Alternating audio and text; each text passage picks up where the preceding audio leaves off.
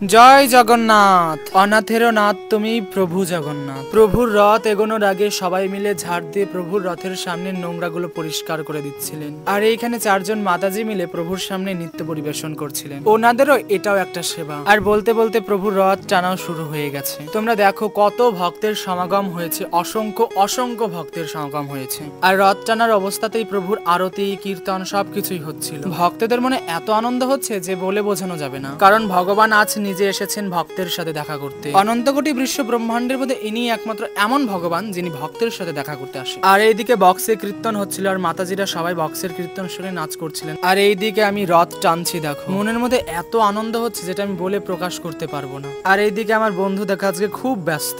তারপরে একটু পরেই আমার সাথে আমার দিদি এলো রথ টানতে, কিন্তু এত ভিড় যে রথ টানার জন্য একটু জায়গা পাচ্ছি না। তারপরে দেখি গুড়ি গুড়ি বৃষ্টি শুরু হলো, আস্তে 1 ফোঁটা 2 ফোঁটা 3 ফোঁটা 4 ফোঁটা করতে করতে আকাশ দেখো কতটা মেঘে কালো হয়েছে। রথ আর বৃষ্টি হবে না, বৃষ্টি তো হবেই, কিন্তু সেই রকম বৃষ্টি হয়নি যে রথটা পুরোপুরি বন্ধ হয়ে যাবে। আর ভিডিওগুলো কেমন লাগছে তোমাদের অবশ্যই কমেন্ট করে বলো।